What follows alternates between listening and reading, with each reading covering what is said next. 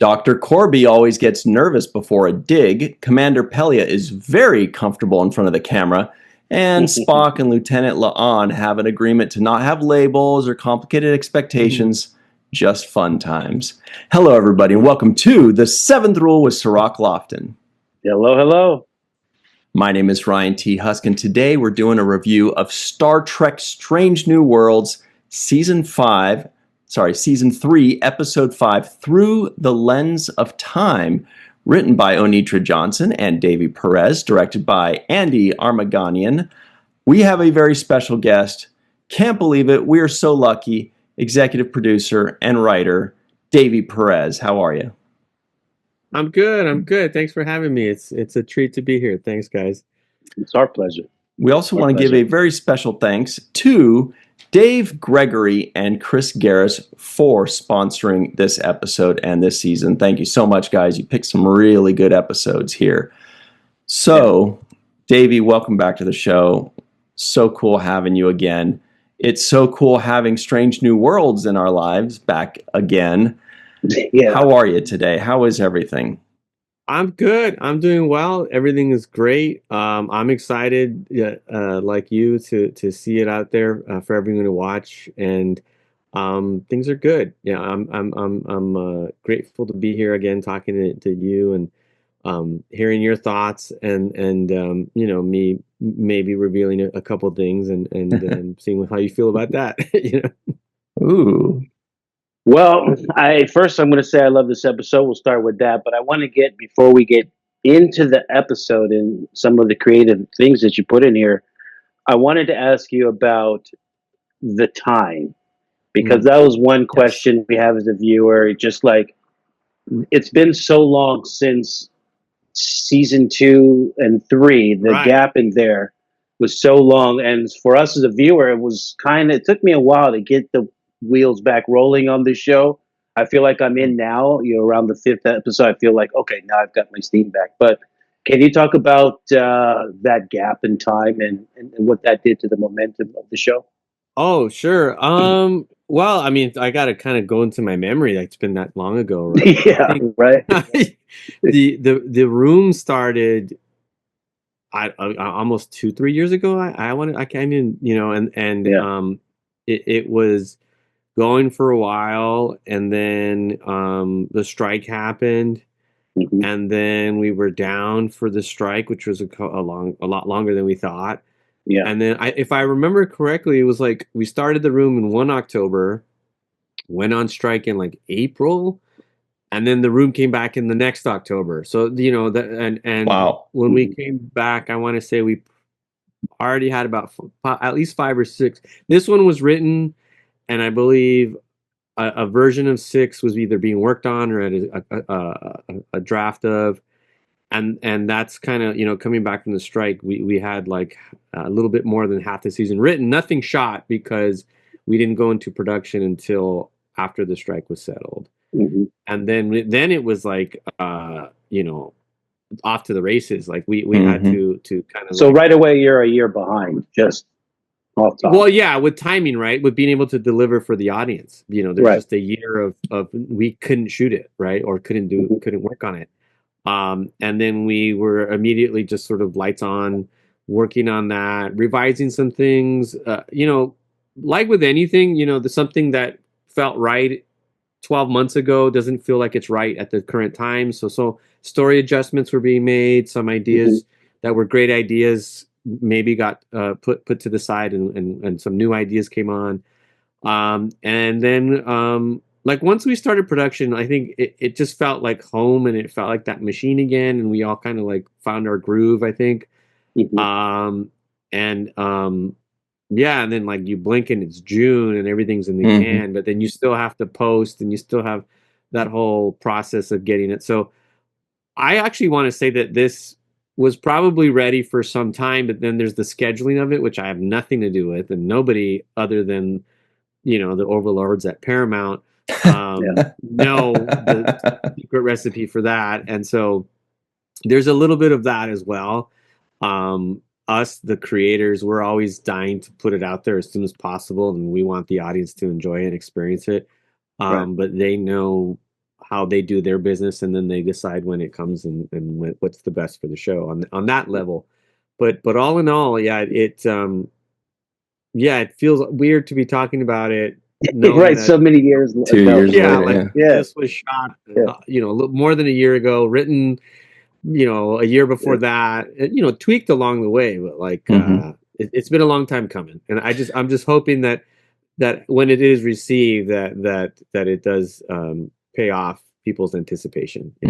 Well, you kind of touched on my next question, which was when you looked at these scripts with fresh eyes 12 months later, you probably can't help but rethink it and say, you know what, actually let's try this or let's try that. Do you feel that overall having time to just take a break, pull away from it and look it over with fresh eyes may have improved some of the scripts? Sure. I mean, I think anytime you are polishing something, it gets better. I don't know if it would have been any far worse to be shot the way it was. I think it's art and it's subjective. So I think, and also when you're close to something and you don't want to change it, and then 6, 8, 12 months later, you come back to it, you forgot why it was important to you. And you're just like, what is that scene doing there? That's just, navel gazing. So I think definitely there's the benefit of some time, but, also having done this enough to know that it's never perfect. It's never going to be the pinnacle of how you want it. You just have to kind of trust your instincts, like what's there. And if it's cool for you and everyone's having fun and the actors and the director and the crew are digging it, that'll translate on screen, and then you'll have enough to edit something cool together. Well, I'm going to say this so far is one of my favorite episodes of this season and top episodes of this show. I just love this episode. And Thank you. for the reason of I love archaeological kind of Yes. mysteries, Yeah. So I love the whole digging into an ancient civilization, talking about their cultural beliefs, dipping into the idea of more immortality.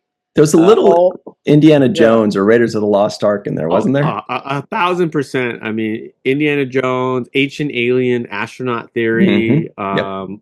I'm a big fan of all those things as well. yeah, I mean, like yourself, I like to say we're probably around the same generation. Like those Indiana Jones movies hit, and yes, when you're a kid, it's just it blows your mind, and you want to be him, and you want to go dig up ancient yeah. past secrets, and just the esoteric, and also the sort of Lovecraftian horror underneath it all.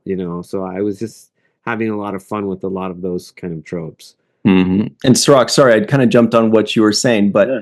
I loved this episode so much for so many reasons. But Sirach, this is definitely up your alley with this kind of stuff, right?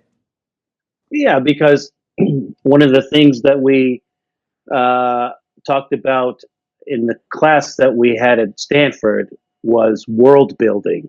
Mm. And what we did was deconstruct how to world build. And what I felt like you did in this episode was build a culture that had a background, a belief system, ancestry. You mentioned it was able to travel through the galaxies and essentially be the progenitors of these different cultures all around that particular sector. And so I thought this is science fiction world building at its finest. Especially for the sake of fulfilling the story, which is then giving me the Indiana Jones backdrop.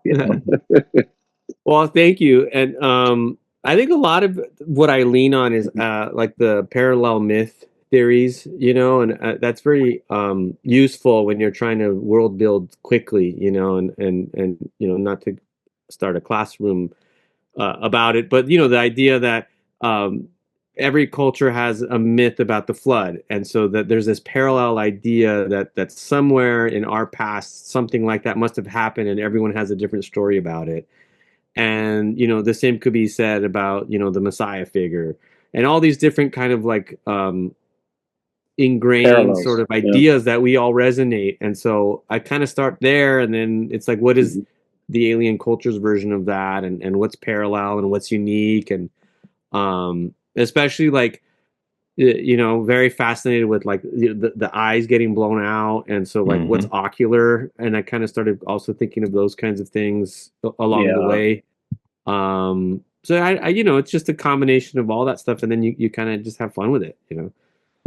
So yes, and you back it with science too, because you also covered this quantum instability, which is, you know, something, if you're a science nerd like like I am sometimes, and you start studying about quantum physics and the particle existing in two spaces at once, essentially, which is what you were talking about in this. You used it in the life form sense, which I think is also an original idea from my observation in science fiction, to actually take a physics property like quantum physics and apply it to an interdimensional creature, right? So I love that as well. So let me give you kudos. Oh, well, thank you.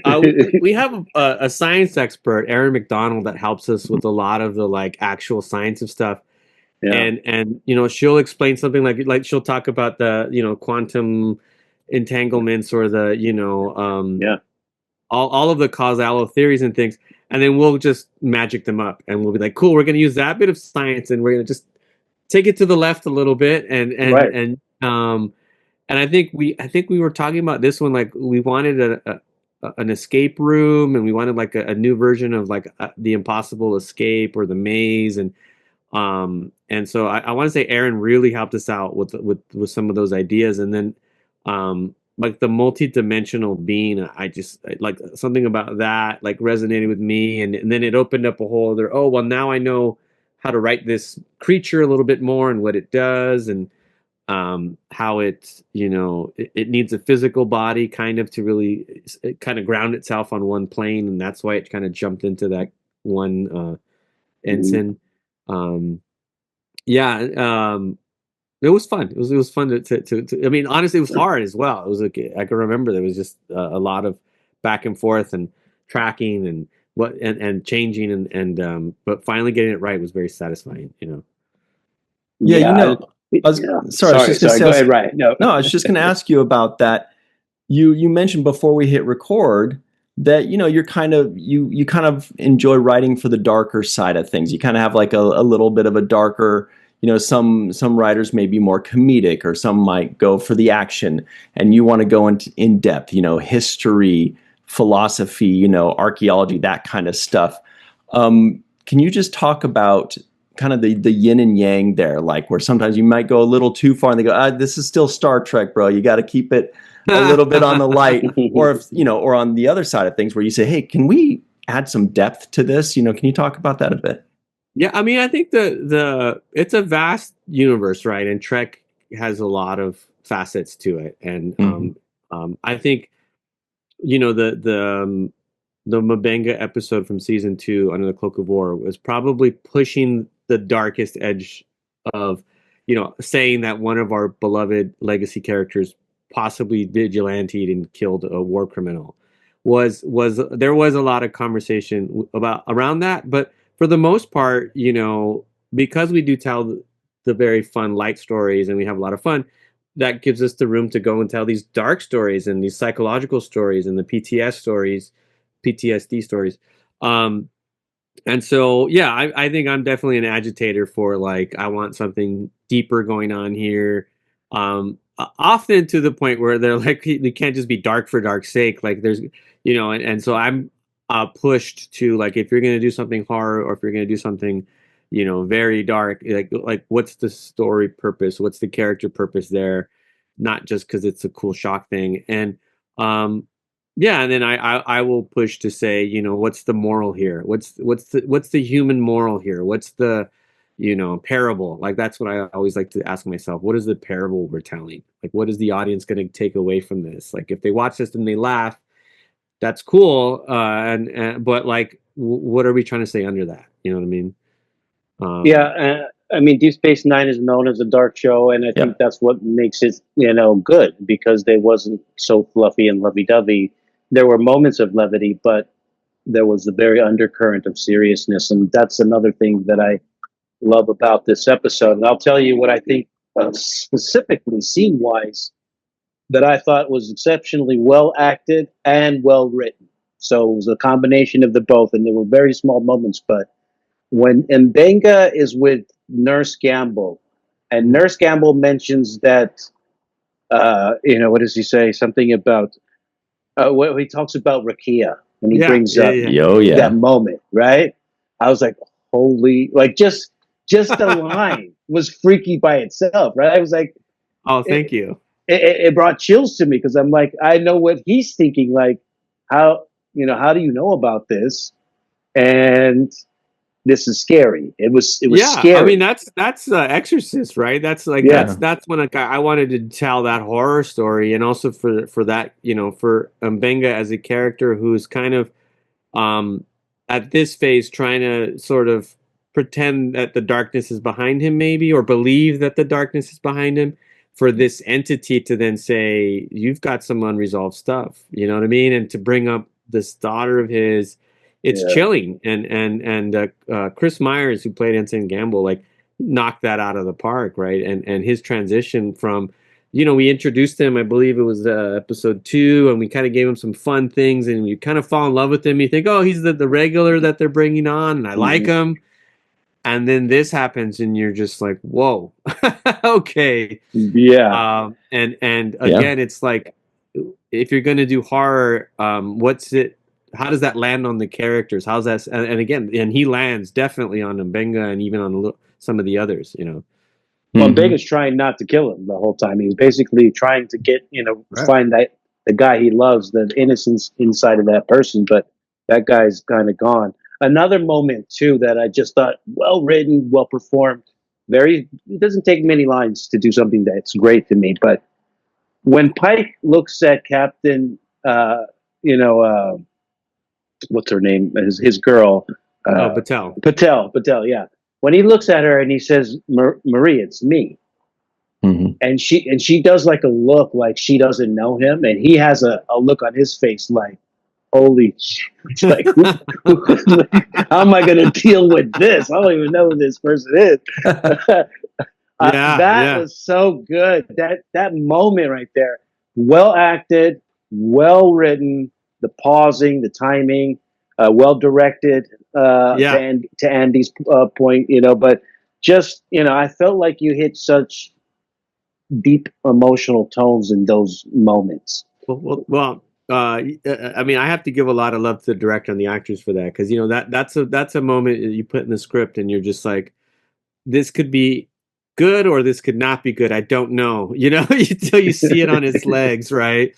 The whole like, it's me, I'm right here, But to the credit of those actors and Andy, the director, like they really lived in it and existed in it, and her, I think we told her there's a monster inside of you. The Gorn is inside you, and she played that. She played it. Oh yeah. She did one of these things with her neck. She was becoming that fucking lizard, and I'm sorry, that lizard, and you're just like, wow, yeah.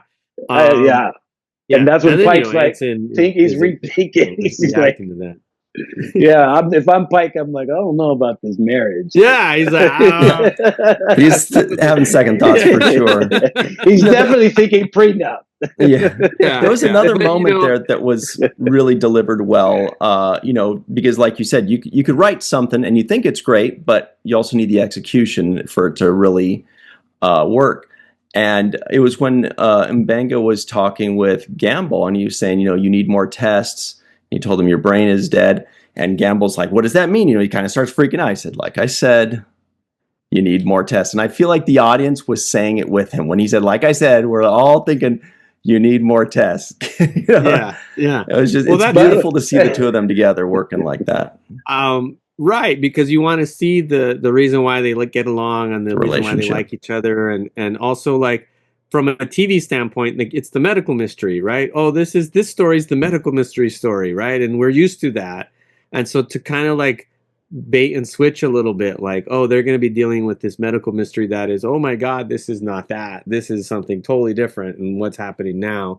So that was also very fun, and very satisfying, and to Chris and Babs's credit, like the two of them together just had good chemistry as well, and it was just a joy to see them work. Mm-hmm.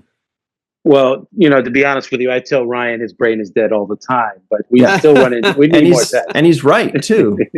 So we need more tests. I don't need tests. I'll tell you that much. It's conclusive. The verdict's out on me too. You're not alone, buddy.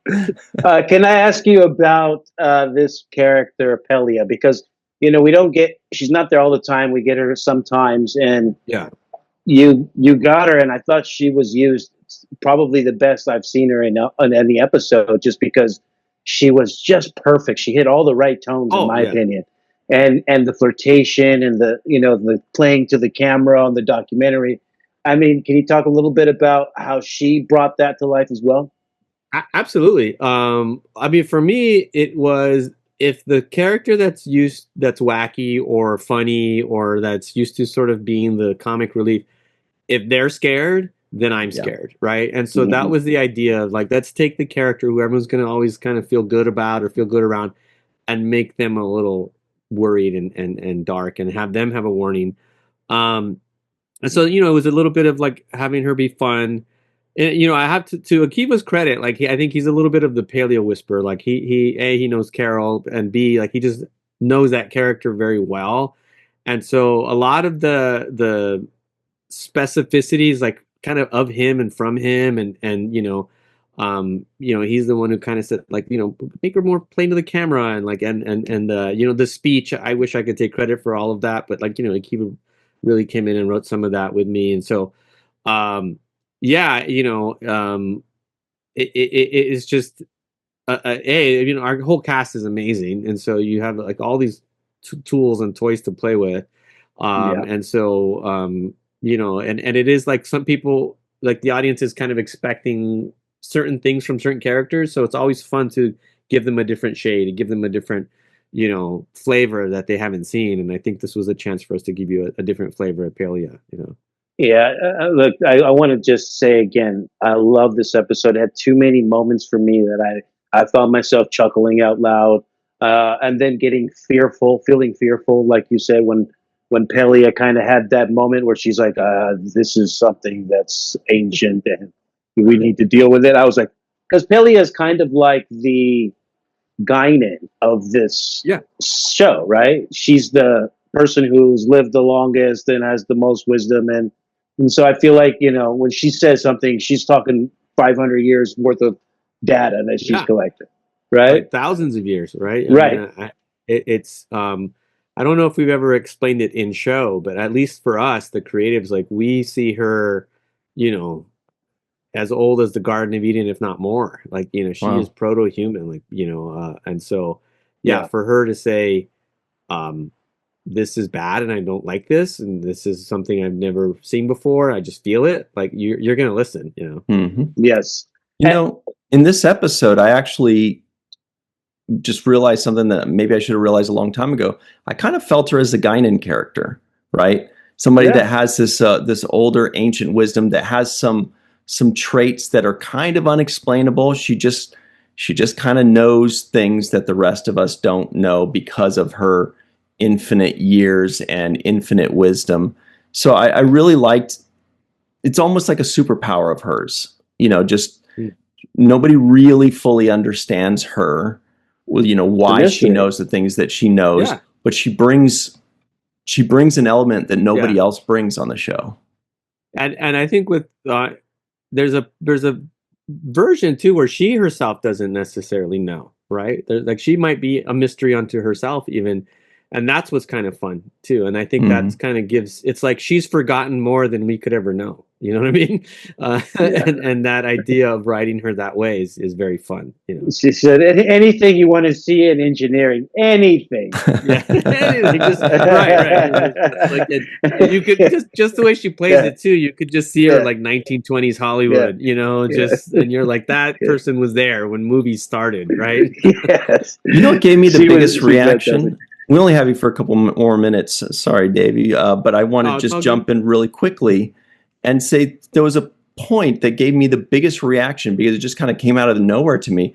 It was when Scotty captures that being like kind of out of nowhere. I like nearly leapt out of my seat. It was fun. It was funny. It was exciting. It was like totally did not expect. And he zipped it out of there really quick. Yeah, it was amazing. Yeah. It was beautiful. That whole sequence, like it's coming out slowly. We're like leaning in, like, oh, what's going on? And then you just whoop, got it. Well, yeah. I mean, he's Scotty, right? He's the Scotty that's quick on his feet, and when he gets out of his own way, he can come up with the answer, and that's kind of like where he's at in his development as Scotty. And also, it's like I'm a big fan of writing that the answers are kind of there in front of you, but you don't know how they're going to come together, and then when they do, it just feels satisfying because maybe you saw it coming, or maybe you felt like that was coming, but no, I didn't feel that.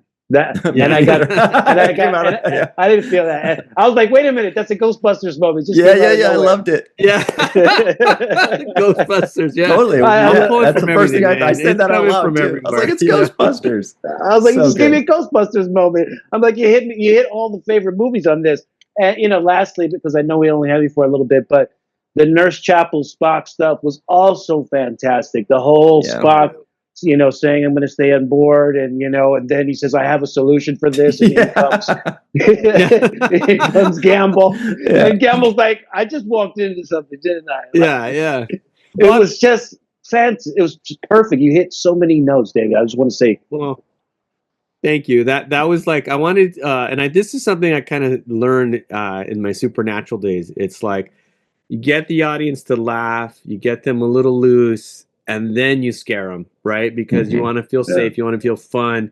And then when the scare comes, it's like a rhythm. And then you're like, whoa, then the danger comes in. But then you play back and forth, you bring back the lightness a bit. And so very much I was like, I want it. That's why a lot of the paleo stuff is up at the front. And you're like, is this just another romp? Is this an adventure episode? Yeah. Is this like and then it turns on you and you go, oh no, this is something darker and deeper. And that was a little bit, I can admit, by design, and I'm glad that it paid off and did what it was supposed to. And you had me at the opening log when you said a junior medical officer's log. And then he says USS Enterprise. I just love saying that. I was like, this is the first time we got somebody who gets a log who's not even, who's not a regular. Right. And I think that was another thing that I liked about it. You gave a story, you gave a bulk of the majority to a character that I didn't even know his name until this episode. I was like, what is this guy's name? I didn't either. I think this is the first episode they said Gamble, because I didn't hear it prior to this. They might have thrown it around, but yeah, I mean, that his full name is Dana Gamble, by the way. Dana Gamble. But yeah, I don't know if you got the full name. Again, we had talked about that in the room a bit of like, let's make this character feel like he's coming onto the crew. And it's also kind of what I love about the show in general. Stranger Worlds is we play in the realm of television format and what different shows have done, what different unique episodes of other shows have done. Like our formula is TV, right? And we get to genre bend. And so it's well within our wheelhouse to be like, let's just take a left turn, focus on a character you've never seen, and do the day in the life, and then platform that into this different kind of scenario. And I knew it was going to end well for him. I was like, oh. I mean, some of it is a little telegraphed. You're like, when the guy goes, oh, Jesus, it's my lucky day. You're like, yeah. I was like, uh-oh, this is not a good day for you, bro. But yeah, I just, like I said, I thought 100% just great visual effects as well. Director, like when they did the uncovering of the edifice of this entrance to this place, I thought just it was just well shot, and it felt big, it felt this dark when they were inside of that cavern. It felt like there was a million ways to go, and it felt familiar. I love when La'an kind of says, "Look, I hope you're not going to be one of that type of woman that ask me all about what I'm doing with this guy." Like, well, I mean, you hit on a lot of there. I think it's a collaborative thing, and Andy directed the hell yes, out of it. And she was very pivotal in tracking it because it could get very confusing and it could get very disorienting, and she was on top of all of it, and really elevated and brought something special to it. And then just writing the women in general, I'm conscious of giving them strong, interesting interactions. And Dana, another EP on the show, Dana Horgan is very vocal about, like, let's write them well, and that's good, to be able to make sure that we're keeping the eye on the ball for all the characters,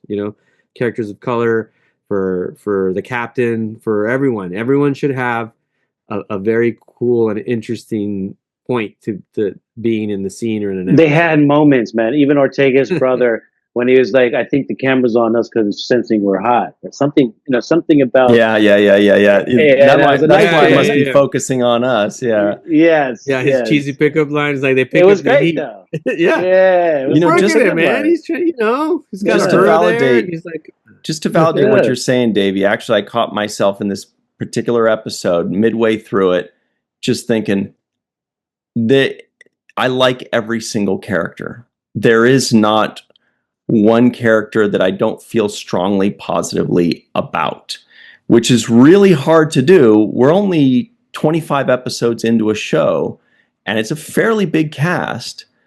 And I like every character, and every character has a good story. Every character has depth. Everyone is memorable. I'm rooting for all of them. That's hard to do, but I think that's the most important thing to do in Star Trek, because the fans latch on to the characters. And if you have good characters, you have gold, and you guys have done that. Yeah, 100%. I think any kind of storytelling hinges on, do I care about these people, and do I want them to succeed or fail? If I'm not feeling any connection to them, I'm not watching, right? And so, all of us are conscious of that. And then because we do stories of the week, we can focus in on a character, and you can learn about that character and something interesting and special about them. And then next week they pop in for dinner and they're out. It's like, right. but you sense that connection because you were like, I know the journey you're on, and then to do that with, like, these are stories of the week. It's not serialized. Like, the character arcs are serialized. It's always, but the adventures are adventures of the week. So it's a fun show to be a part of, for sure. This was one of my favorite episodes. It's like a rewatchable multiple times. I felt like Dr. Corby might have lost Chapel because it looked like he was in love with that archaeology more than. Oh yeah, he found a new love for sure. Yeah. Well, you're picking up on. It's funny because Killian was very keen on that moment, and we talked about it because this is the guy who's going to take off and build robots, and kind of go off the deep end a little bit, because we know from that original series episode. And so we wanted to get a sense of, like, someone driven so much by their science that sometimes they forget their humanity. And so that was a moment of, like, he almost didn't go back. Be here, but my girl's over there. Maybe I should be leaving. Yeah, that was well played. Anitra drawn to make sure we give our love, because we see that Anitra was a co-writer on this as well. Yeah, she was a co-writer on the episode. Her and I worked on this together, and she was awesome. And she's a very talented woman who's going to have a great career in her own right. So yes, make sure we give all the love to the people involved. Yeah. Wow. Awesome. Well, Davey, this has been really cool. Every time you say yes to joining our show, I'm always like, really? Awesome. What a great day. What a great show. But we really appreciate you taking the time. I mean, Sirag, every time we talk about an episode, you're just very positive and complimentary. So how can I say no? Because you're good. Hey, this is good stuff, man. I'm speaking from the heart.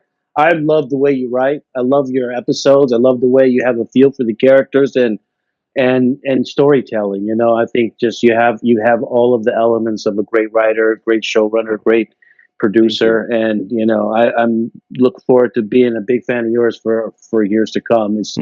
I think this is a 5-star episode, and I think this episode is going to be one of those episodes that will be remembered more than others because it's exceptional and it stands out as. So. Thank you so much. That's quite a compliment. I thank you. I'm humbled and I'll take it all. I'll soak it in. It's all true. You should have heard what he said about season 1 of Next Generation. So this guy tells the truth. Yeah. All right. So I call it like it is. Yeah. And this is definitely A+ all around the boards. The writing, the acting, the directing. The music was also complimentary to those guys. Nami, she's amazing. We love her. So just a total complete package. Like I said, I was wrapped up, laughing, giggling. I was in the story. And Benga did a fantastic job in this with his acting. He hit so many notes for me. I'm blown away. So yes, thank you so much, Mr. Perez. You're fantastic. I appreciate you having me, and thank you so much for supporting the show and supporting myself. And anytime you email, I'm there. We really appreciate that, Davey, so much, honestly. And everybody, stick around. We've got a lot more coverage. We'll be right back on the 7th Rule. Hey, everybody, welcome back to the 7th Rule with Sirach Lofton. Hello. It is time for the Trivioids of the week. Nurse Chapel and Dr. Corby are about to make history. Dr. Corby gets paranoid from time to time. Dr. Corby always gets nervous before a dig. Spock and Lieutenant La'an have an agreement to not have labels or complicated expectations, just fun times. Christine Chapel and Spock are always so quiet when they need to talk, and Commander Pelia is very comfortable in front of the camera. All right. So there's a lot to cover here. We touched on kind of most of it in that first segment, but I'm so glad you mentioned Ghostbusters because I totally thought of Ghostbusters when I saw Martin Quinn as Scott. He went like this. I was like, I literally reacted strongly. I was like, whoa, that was awesome because it reminded me so much of Ghostbusters. It was so unexpected. It was fun. It was funny. It was cool. And then he just flushes them right out. That was great. I loved it. And Pelia's like, where did you send him? He's like, nowhere. But then we saw it at the end there. I'm like, I had to rewind. I'm like, what exactly am I looking at here? I didn't really understand what was going on, but we saw that there's something still going on in the computer. Like there's something still in there. And anyway, that's a lot of questions, but what's going on with Captain Battelle? Why did she respond? Is it Battelle or Patel? B. With a B, okay. Why did she respond in some different alien language? What's going on? What is going on this ship is my question to you, Sirach. This ship is crazy. So you want my guess based on what I've seen so far? You guess because I don't know what's going on. I can tell you what my guess was. Okay. That nurse was going to die in this episode. Okay. That was my guess. But then when he came back and his eyes were blown out and they were trying to fix it, I had a second guess. I was like, maybe he's not going to die. Maybe this is where the Geordi's visor technology is created. Like if they were I thought, whoa, what if we see I was thinking of Geordi's visor too. I thought the same thing. I was like, "Oh, is he going to get a visor like Geordi eventually?" Mm-hmm. So I'm just crazy how we both had that same thought. He definitely the makeup on his eyes, man. It was hard for me to look at it for a while. I was like, "Holy shit!" It's hard for him to look at it too. But so what's your theory? You said you've got a theory as to what's going on. Because they're giving us clues, and I'm just going to put the clues that I see in some type of order. And so the clues that I'm getting are when Spock did the mind meld with Battelle, he obviously saw that there was some entity living inside of there, which I guess a Gorn baby. Something, right? That had Gorn like something, whatever you want to call it. So And then when he looked in this episode, when he looked at the life forms that were in the thing, that one that came out had that same kind of Gorn baby face to me. It was similar. Yeah. And so I don't know if the Gorn are in a rivalry with this other entity, this parasitic entity, or if they are a creation of it and they're trying to destroy that creation. But I feel like there is a war going on between whatever's inside of Battelle and whatever was inside of Ensign Gamble. And I feel like those two life forms entities have a beef, like a long-standing beef. Some kind of rivalry, right? Because when they saw each other, it wasn't like, hey, this guy, I'm going to fight you. It was like, you? Oh, man, I can't wait to get my hands on it. It like woke them both up, you know? Yes. And it activated whatever was inside of Captain Battelle, because she started turning into the Exorcist, you know, with her talking in tongues. And so that's my guesstimate about what I think is going on. Some kind of species, two different species, the Gorn and something else, or the Gorn is related to this storyline. Either maybe the Gorn is one of the, they mentioned in this episode that this entity, whatever it is, had colonized other planets before and had gone through these different places, and they found the artifacts on these different planets that were similar. And so maybe this entity is responsible for the Gorn, has inhabited the Gorn, and I feel like there's some kind of beef in there. There's some kind of beef. Yeah, there's something there too. Now that you mention it, I remember reading an article in an interview with Akiva, I believe it was Akiva, who said, it might be good to have an alien that's just bad. Because there's always, like in Star Trek, it's kind of like you have, they start off bad, but it turns out they're just misunderstood or they work together or something like that. What if they're talking about the Gorn? What if when Pelia says there is evil in this universe, like as sure as there's good, there is evil, and maybe the Gorn are just evil. Maybe there is no redeeming. Maybe there is no, oh, you know what? They were just hungry. Or, oh, we stepped on their land. Let's all be friends now. Maybe they're just an evil race and they are connected in some way to this other thing. Maybe we're looking at the origins of the Gorn, or we're finding out more about them.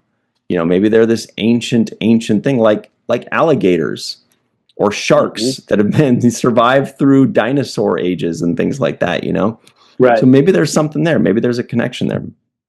That's what I'm thinking. I'm thinking there's this. I know there's a Gorn connection because we know that Captain Battelle was impregnated or whatever by the Gorn, right? Which they came up with the whole serum to try to neutralize, but and Ortega saw the Gorn in her reflection too. Remember that? Yes. So something's going on, and they mentioned, for example, parasites and hitchhikers. Hitchhikers, right? So perhaps these parasites have already infiltrated the crew. We see that Battelle already has some of this parasite inside of her. They hinted at Ortega's maybe having something like that because there was a behavioral issue that she was reprimanded for in the last episode. Where exactly. Una was like, wait a minute, you were not following chain of command. You did your own thing. So again, she may be going through some kind of transformation based on this parasite type of thing. So I don't know what's exactly happening, but I do know the image in this episode where Spock is in the cavern and he's looking through the glasses things, and he sees that one pod come up, and as he's examining it, this Gorn baby kind of face, or some predator alien looking face, right, pops out at him for a second. And I think that, to me, is kind of similar to the one that was coming out of Ensign Gamble that Scotty caught, right?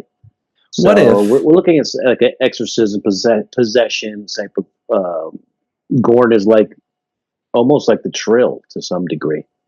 Oh yeah, like the Trill symbiont. What if I was going to say? What if the Gorn themselves are possessed by whatever this evil is? Their entire civilization has been taken over by this.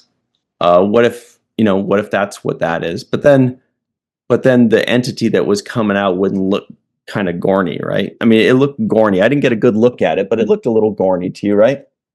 To me, it looked like a baby, like the baby Gorn that they show. Yes. Mm-hmm. Speaking of which, who's really good at aliens? Sigourney Weaver. Okay.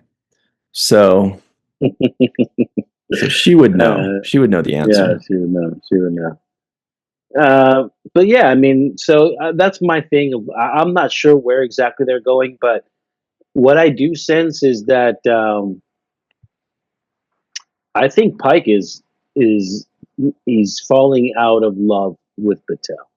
Well, I mean, geez, well, can you blame him? And how come?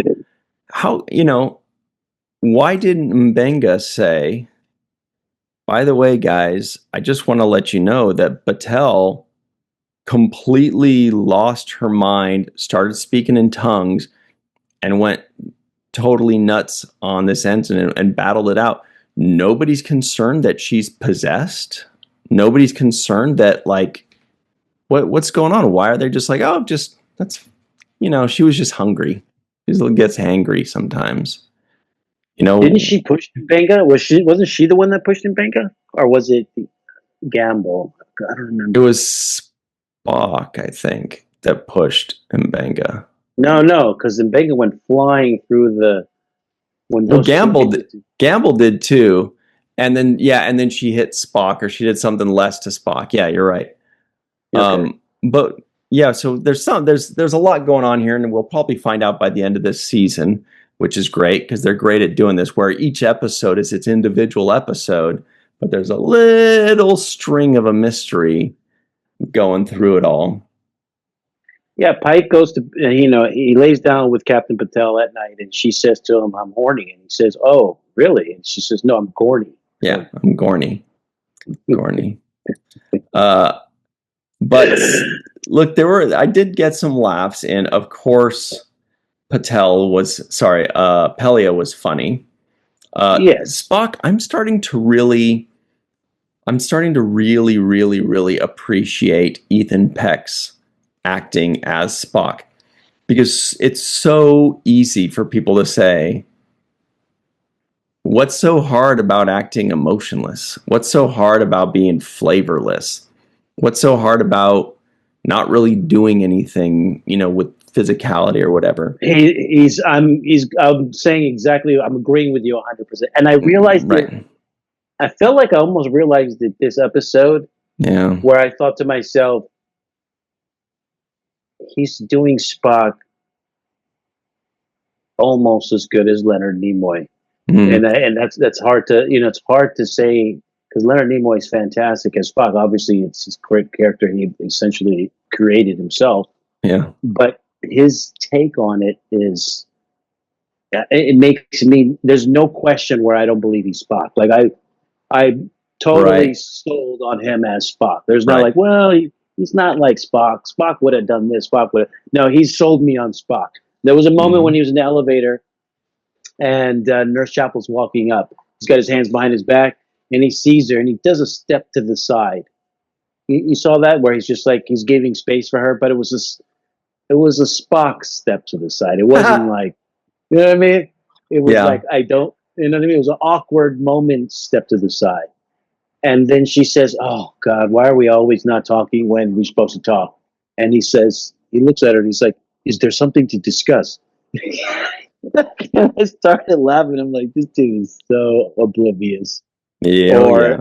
or he knows how to avoid confrontation when he wants to. hmm And I want to add that, like, Exhibit A to how difficult it is to be playing emotionless, but portraying so much emotion. Look at Brent Spiner and Data. A lot of people will say, that's the breakout star, that's the breakout actor of the show. But you would think, well, what do you mean? He's being a robot. He doesn't do anything. But then why do we feel so much when he talks? Why do we laugh so much when he talks? And Ethan Peck, when I'm watching him, I'm not, and this is what's so good about him, he's really, really good at this. I'm not watching an emotionless character. I'm watching a character that's trying to be emotionless. I'm watching a guy that is feeling very strong emotions, but trying to act like he's not. And every scene, the feeling that we would be feeling in his position is being portrayed behind the stoic facade. He's vulnerable, he's witty, he's frightened, he's a little petty. You know, he's all of these things wrapped up in a, I hope they don't notice. If I keep a straight face, they won't notice. And it's all there though. It's all there, and it's just bubbling out of him. And man, oh man, Ethan Peck, I'm sorry it took me so long, but you are the guy. You are pulling this off, and you're amazing. It's really good stuff. He's really good. He's really, really good. And that scene when he's in the elevator and he tells her, he's like, "I've made a." She's like, "I hope it's not going to be awkward." He's like, "No, I've made Safety arrangements." protocol.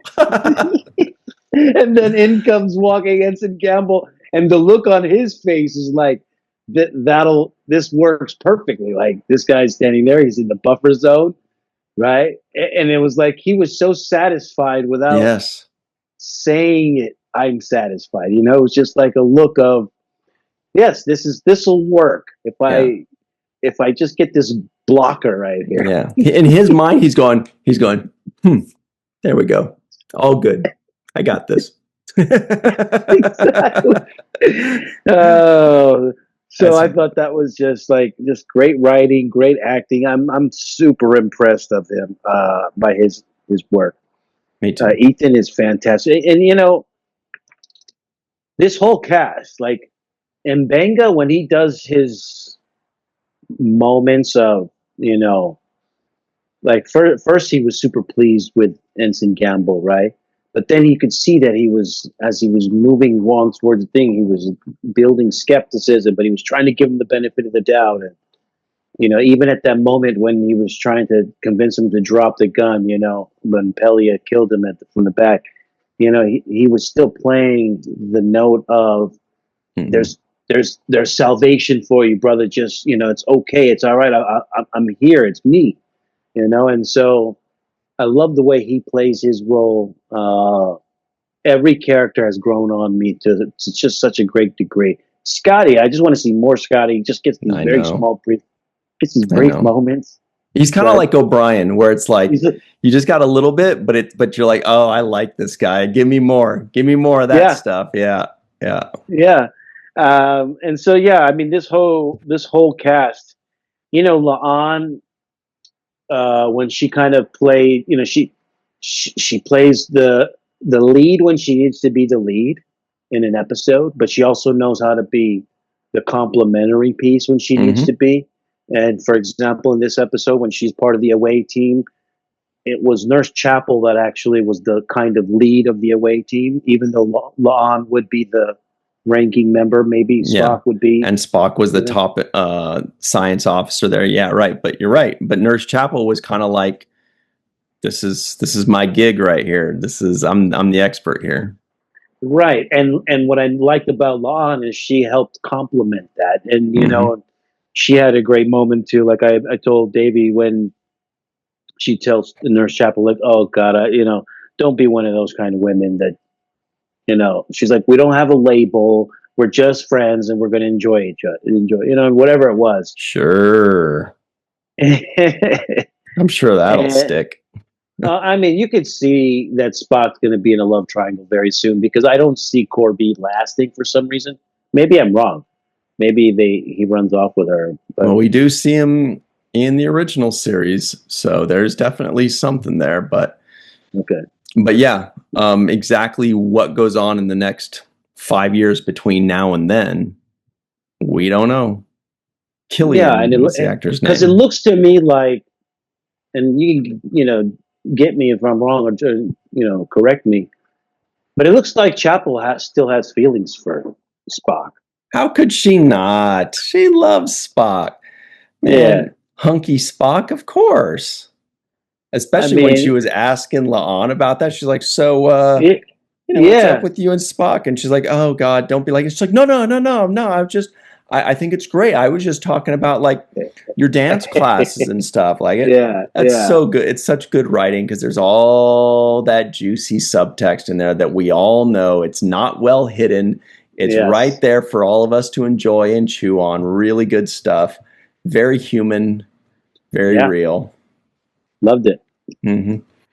All right. Well, we're just about out of time here. So I've been fiddling with this ball here, and I'm ready to pull it up. It is time for the home run of the episode. If I fiddled with it long enough, you would have thought that I'd have it right side up. There we go. The home run of the episode. Sirach, who gets the home run of today's episode? Well, I want to say that first I want to give a shout out to the writers, because I think they deserve a home run for writing a fantastic episode. Director could easily get it, because that was great. But as far as who gets it from on screen, I'm going to say it was our guy, Ensign Gamble. He got a chance to roll the dice. This was his moment. He was like, I'm going to show him what I got. I'm going to step up to the plate. He was interested in the subject of quantum entanglement and all of the stuff that they were studying. He had read Dr. Corby's work.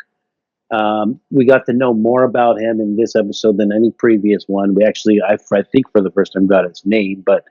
And I think he did a fantastic job of playing both sides, because when he had to go back and forth from the evil version of him to the, hey, it's me, man. It's just he would flip that switch in a scene very well. And I think he pulled it off to me as far as being the villain in this episode. And, just the guy I liked, and also the guy that had to be killed. So, he played both very well. So I'm going to give it to him. His name is Chris Myers. And Ensign Gamble is my home run for the day. Yeah. When I was watching him flip back and forth, I was like, oh, that had to be his audition right there. Like, they were like, this is a very important part of your audition. You can't just play the nice guy. You've got to be able to flip it. I'm with you with the writers, of course, got to start with them. For me, the home run, though, goes to Dr. Mbenga, because every once in a while, they do a musical episode, or they do something like that. And poor Mbenga's like, I'll sit in the background on this. I'll be back here. I'll still dance and sing and stuff with you guys, but I'll do it kind of further in the background here while you guys do that. But then there are other times where they write stuff that are definitely for him. And you watch that pain and that darkness in his eyes, and you watch the thought processes going on in the back of his mind. And episodes like this, he can knock it out of the park.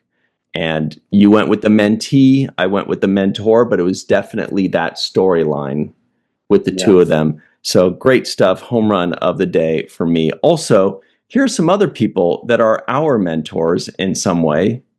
I don't know. Their names are mentees. Mentees, the Fresh Maker, Dr. Anne-Marie Siegel, Eve England out in Wales, Yvette Blackman, Tom, TJ Jackson Bay out in Missouri, Titus Muller, Dr. Mohammed Noor, Anil O. Palat, Mike Gu, Joe Balsarati, Dr. Stephanie Baker, Carrie Schwent, Faith Howell, Edward Foltz, The Matt Boardman, Chris McGee, Jake Barrett, Henry Unger, Allison Leach Hyde, Julie Manosfi, Jed Thompson, Dr. Susan V. Gruner, Glenn Iverson, Dave Gregory, Chris Sternett, Greg Kenzo, Cassandra G., Chuck A., Chris Garris, Steve Case, Oliver Manali, and of course, Jason M. Oken. Everybody knows. All right, everybody, that's it for us. We got to run, but thanks so much for hanging out with us, and we will see you next time. Until then, always remember the 7th rule.